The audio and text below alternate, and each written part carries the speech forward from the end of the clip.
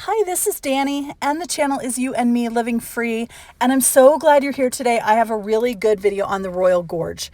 So, let me just say, as I look at this opening picture right here of me as I'm editing this video, every single picture you're going to see of me on this day, I am dripping with sweat. Because it was like 90 degrees, even though we were at the mountains. But I went in the middle of the afternoon because I started in Colorado Springs. I was going through to Salida. There's about a 3-hour drive in between, and right in the middle is the Royal Gorge.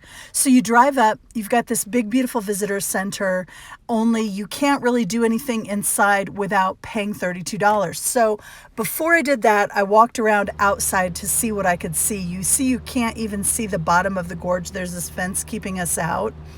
So it does look beautiful, but it wasn't quite enough. And then this happens.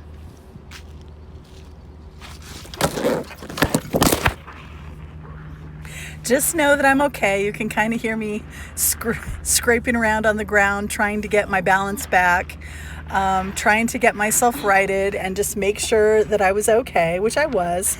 And the recording in the back, you can hear it. At one point I just say, well, that's what I get for not paying attention. And it was because I was shooting video instead of watching where I was going, and I just need to be a little more careful, that's all.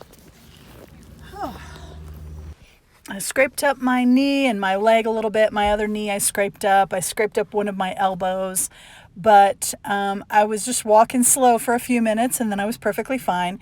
You can see here though the ticket pricing. It's $32 just to get in.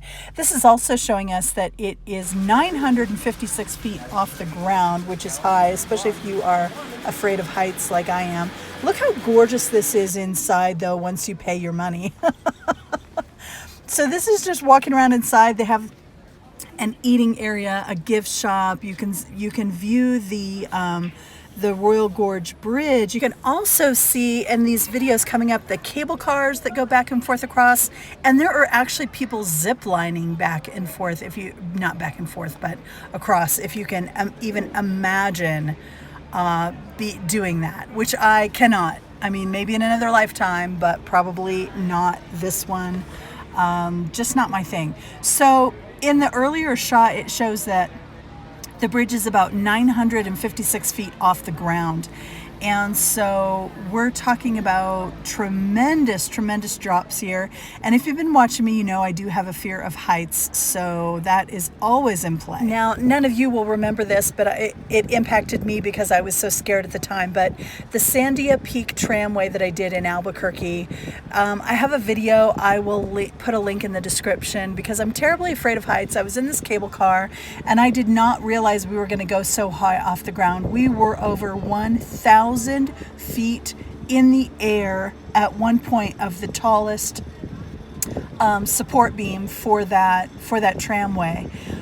We were 1,000 feet off the ground and I was in a tramway. So I was thinking this would be easier than that.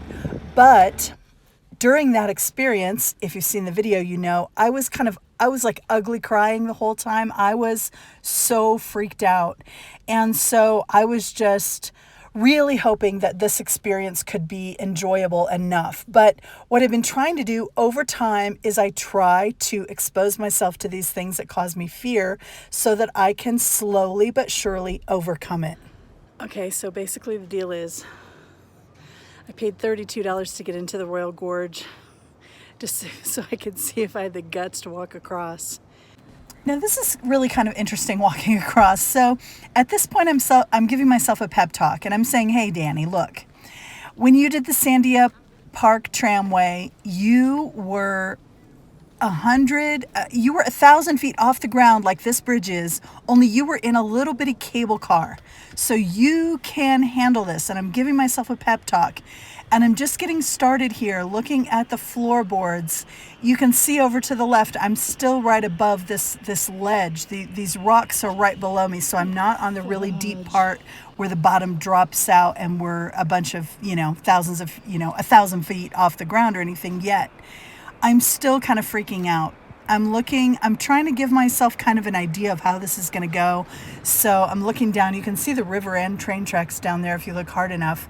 And then this happened, and I ran back to the side because there was no way I was going across at the same time as this tractor trailer pulling these tourists on this super heavy thing. I was freaked out. I did not want to be anywhere around when that thing was going across. Also, I have a funny story about this sign, no alcohol beyond this point, but I'm not going to tell you here. If you want to hear my personal story about alcohol in dangerous situations, wait till the end of the video and I will stick in the story. Anyway, okay, this is my second attempt. I'm starting to walk across very slowly. I'm still on the ledge part, so I'm still feeling kind of confident and it's going okay. Here I go. And then I'm realizing, you know what? This is still pretty darn freaky. I'm getting out to the deeper part and I'm getting a little bit more freaked out. So at that point, I went back to my original strategy, which was look straight ahead. Don't look down too much, but look straight ahead. Look at the people ahead. Don't even look at the scenery very much. Just make it across. So that was my strategy kind of through the middle. As you can see here, I'm getting closer to the side, but I am still I'm walking very slowly and very carefully. Here you can see I did in fact make it to the other side. I took that picture as proof. Here's another thing. If you try to watch where you're going and look down too closely, this gap between the wood is at least an inch in between. Like my cell phone could have easily fallen down. The only reason I'm this close to it and showing you is because you can see there is grass right down there where you can see. We are not over the deep end right now. We are right by the side, and that's the only reason I could show you this.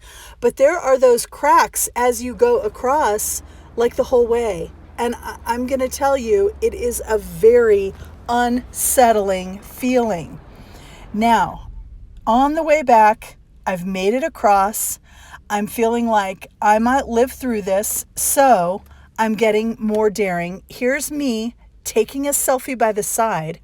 Now, I don't know about you, but I can see that little bit of apprehension still in my eyes. You know, that little bit of worry, like I'm scared, but I'm smiling and I'm doing it anyway. I was very proud of myself and it was a huge accomplishment. But is that just breathtaking? I wish you guys could see it. I really do. It literally did take my breath away. Here's another one. You can definitely tell I'm nervous here. I would obviously highly recommend this place, you know. I mean, I know I mentioned the $32 more than once, right? And it is spendy, but it is an experience that I will literally never forget. Now, I did see the Royal Gorge before, but it was like 25 years ago, I want to say, and it was nothing like this. The actual gorge was the same, but the experience of it was not quite the same. And when you think about $32 in terms of what it must cost to upkeep this and the liability they must pay and everything to keep this so nice, I really did not mind it. I can really understand it. And it was a privilege to be able to be here. And I hope you got just a little bit of that sense of how gorgeous it is. Okay, so really quickly, I'm going to tell you the story of the alcohol and dangerous situations. Anyway. Okay, my mom and dad and my sister and I would frequently on weekends and different times go to my grandma and grandpa's house because they had this great big old house. There was always something they were always working on. My dad was a carpenter. My grandpa was a carpenter. They had these projects. So one time, my dad and my grandpa are working on the roof. My dad sends me in to ask my mom to get him a beer. So I go in, I'm like, Mom, hey, Dad needs a beer. This was like I have stories from when I was like 2 years old. They say my third word was beer. Mom, Dad, beer. Anyway, that's not part of the story. So anyway, my mom comes out and she says to my dad, you are 3 stories off the ground. You should not be drinking. And he goes, if I wasn't drinking, I wouldn't be up here. So there we have it, giving you insights into my upbringing and my young life. Oh, the stories. I'm sure we all have them. But anyway, times were different back then, right? I want to thank you if you are still here. If you made it to the end of this video, you deserve a medal. I'm sending 2 medals to all of my patrons. Thank you so much for all that additional support. I love each and every one of you, and I'm sending you love now, and I hope you can feel it. Bye till next time.